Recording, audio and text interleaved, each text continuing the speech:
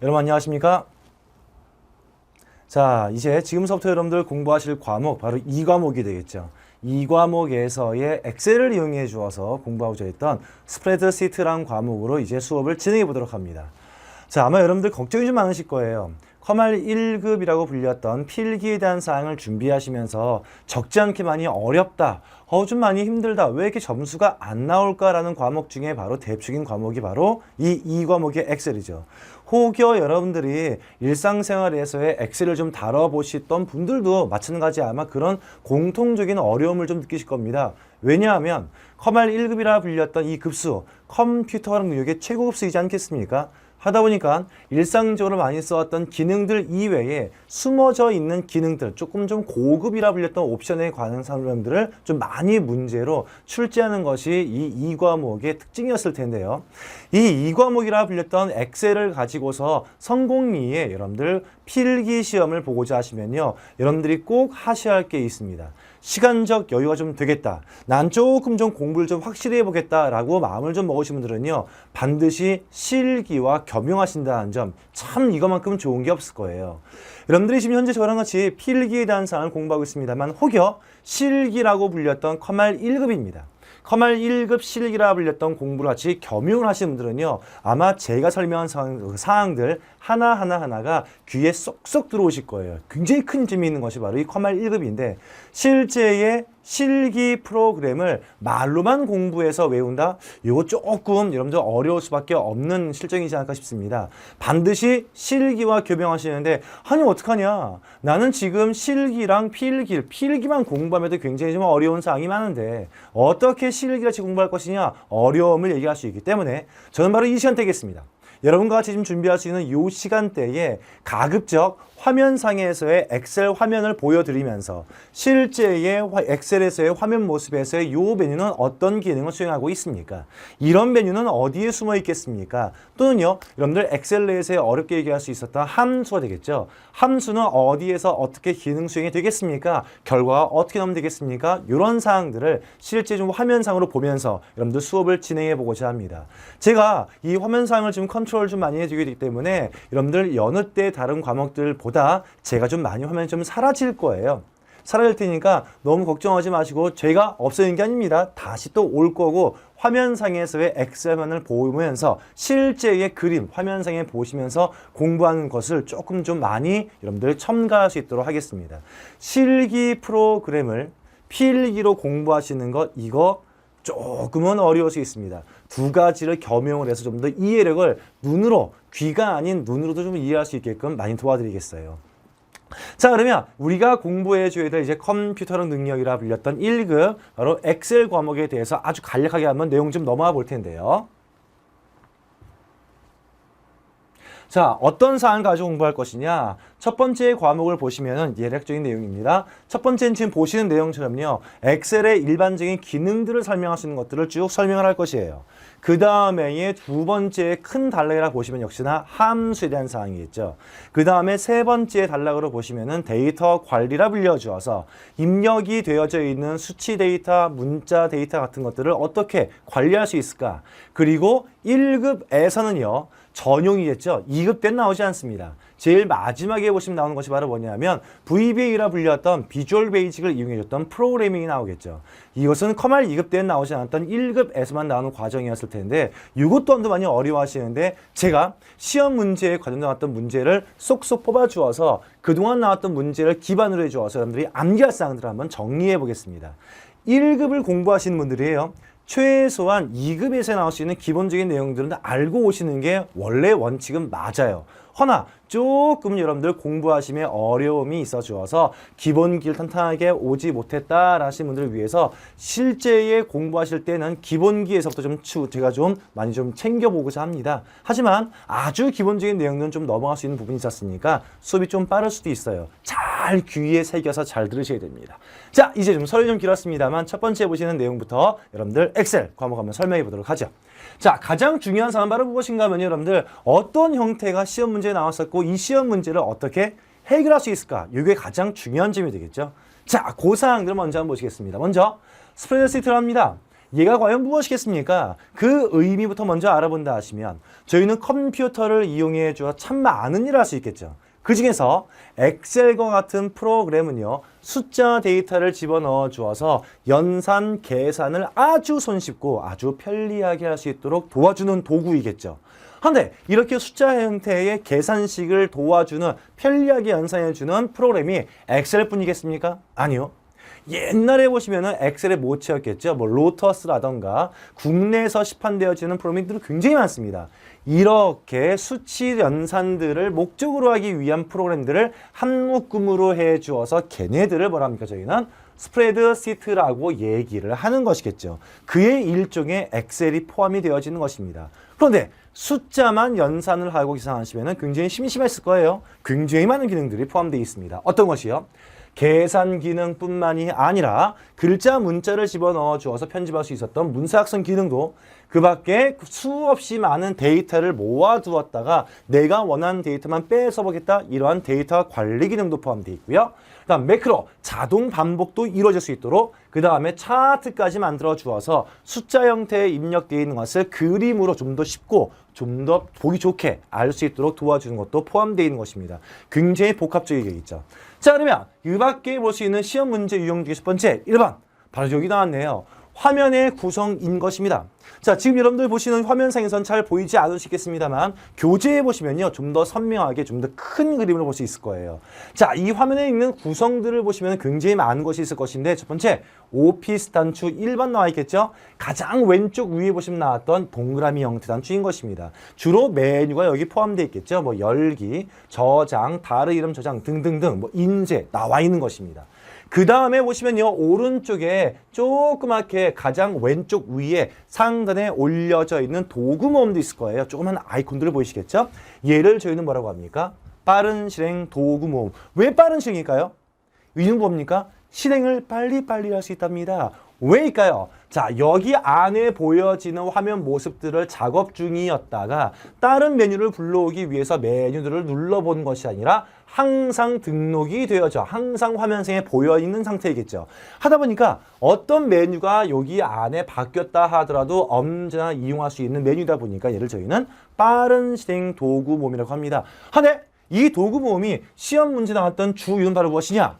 여기에 보시면 거의 대부분 다 기본적으로요, 디스켓 모양의 저장하기, 이전 돌아가기, 이후로 가기 등등이 기본이 되어 있을 겁니다.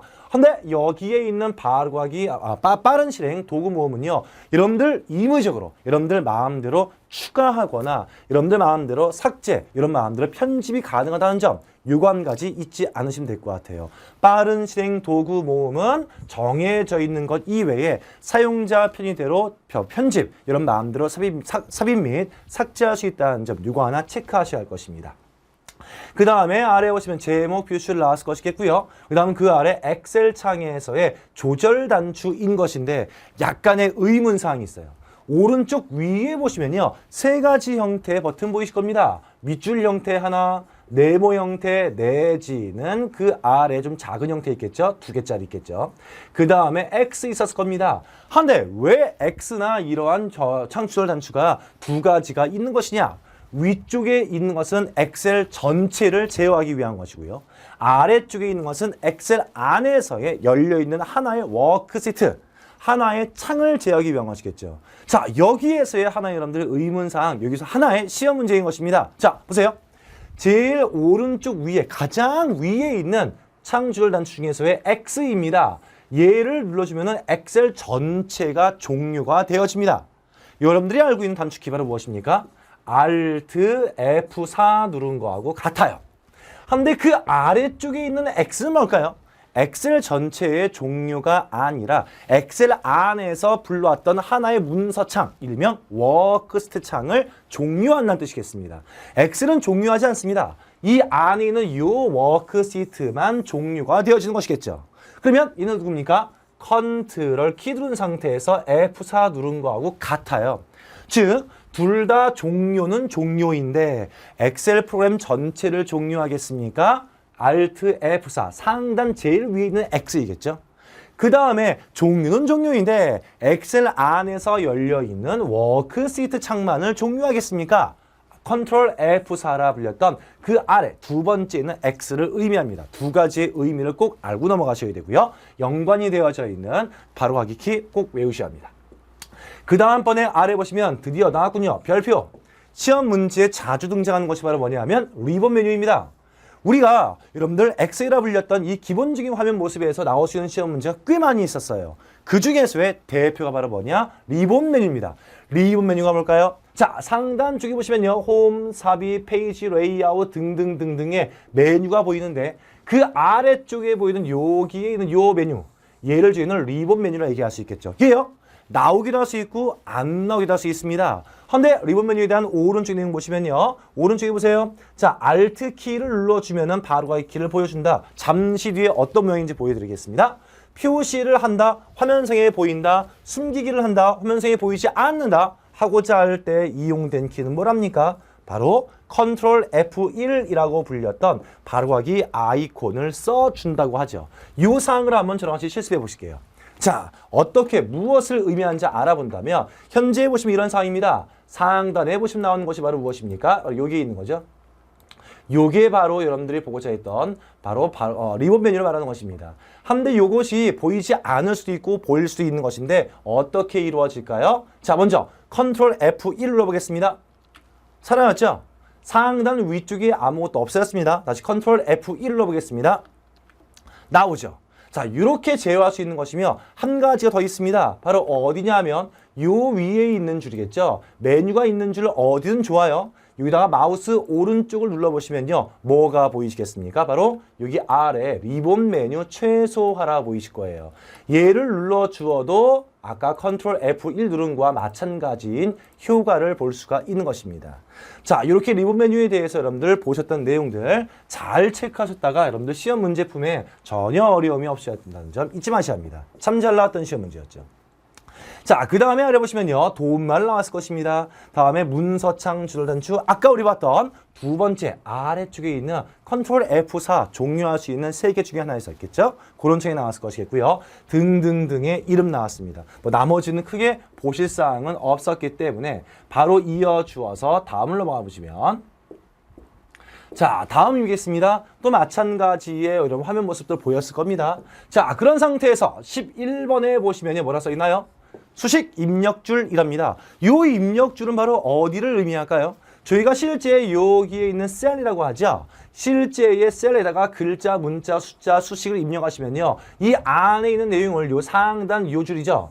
요 줄을 저희는 수식 입력줄이라 불려주어서 좀 더 자세하게, 좀 더 길게 내용을 보여줍니다. 그런데 수식이 문자 데이터가 굉장히 길어서 이 셀에서는 잘려 보이지가 않는 경우에 너무 많겠죠. 이 수식 입력줄에도 모자랄 때가 있을 것입니다. 확장, 늘려줄 수가 있어요. 어디입니까? 수식 입력줄의 오른쪽에 보시면요. 셀에 입력된 데이터와 수식을 표시하는 곳이랍니다. 한데 너무 데이터가 많아서 화면상에 볼 수가 없었을 때에는 확장을 할 수 있었어요. 어디요? 요 오른쪽에 보시면요. 아랫방향 화살표가 있는데 걔를 누르시거나 컨트롤 쉬프트 U를 누르시면요. 볼 수가 있답니다. 요 사항도 같이 한번 볼까요? 자, 어떻게 이루어지는지 한번 보시겠습니다. 자, 바로 어디인고 하면요. 자, 화면상에 보시면 이게 오른쪽입니다. 여기 보이시나요? 오른쪽 위에, 오른쪽에 있는 끝에 보시면요. 화살표 두 개로 되어 있는 모습이 보이실 거예요. 얘를 눌러보겠습니다. 어떤 상황 벌어지는지. 늘어나죠? 수식 입력줄이 늘어났었습니다. 자, 또는 누구랍니까? 컨트롤 누르시고, 쉬프트 누르시고요. U 눌러볼게요. 어떻습니까? 마찬가지의 수식 입력줄 확장에 대한 모습들을 보실 수가 있었을 것이겠습니다. 해주어서 이러한 사항을 가지고서 여러분들 내용 수식 입력줄 두 가지 형태를 보셨고요. 그 다음에 13번째 보시면요. 시트 전체를 선택한답니다. 어디일까요? 자, 우리 여기 화면에 보시면요. 제가 조금 늦었습니다만 화면상에서의 가장 기본적인 사항이 되겠죠. A열, B열, C, D, E, F, G 세로 형태되어 있는 A열, B열, C열 얘를 저희는 열이라 얘기할 것이겠고요. 그 다음에 보시면요. 1, 2, 3, 4, 5, 6 제일 왼쪽에 숫자가 보일 겁니다. 저희는 얘를 뭐라고 합니까? 행이라고 얘기할 거예요. 이 행과 열이 교차하는 작은 네모 하나를 저희는 뭐라 합니까? 셀이라고 얘기를 합니다. 그리고 이 많은 셀들이 보였던 이 한 바닥을 저희는 뭐라고 할까요? 바로 워크시트라 얘기하는 것입니다. 한데 이렇게 구조가 된 상태에서 이 하나하나의 셀들 이러한 열과 행을 선택해 주었던 내용들 중에서의 어떤 것이냐? 에라 모르겠다. 나는 모든 셀들, 모든 워크시트 전체를 워크시트 내 전체 선택할래요. 전체 선택하고자 할 때 어디요? 이 왼쪽 위 A와 일자에 바로 겹쳐있는 바로 이 비어있는 네모를 누르시면요. 전체의 선택이 이루어질 것입니다. 이렇게요. 자, 요 왼쪽이겠습니다. 화면상에 보시면 여기 보이시나요? 자, 여기입니다. 여기요. 바로 A하고요. 1하고의 교차하는 곳 요 자리를 누르시면요. 전체의 선택이 이루어진다. 이런 식으로요. 그렇죠?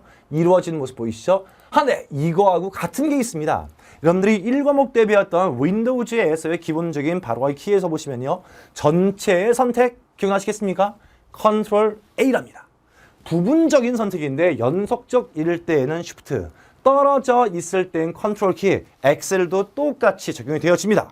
자, 그러면 한번 실험해 볼까요? 자, 아무 곳이나 누르신 다음에 컨트롤 A 눌러보겠습니다. 어때요? 전체 선택이 이루어지죠. 아까 우리 왼쪽 위 눌렀던 거와 마찬가지겠고요. 그 다음에 Shift 키는 뭡니까? 얘 누르고요. 자, 선택했습니다. Shift 키 눌러주시고 아무 곳 누르시면요. 어때요? 얘부터 얘까지라 불렸던 연속적인 선택이 이루어지죠. 이에 비해서 여러분들 컨트롤 키 무엇입니까? 눌렀죠?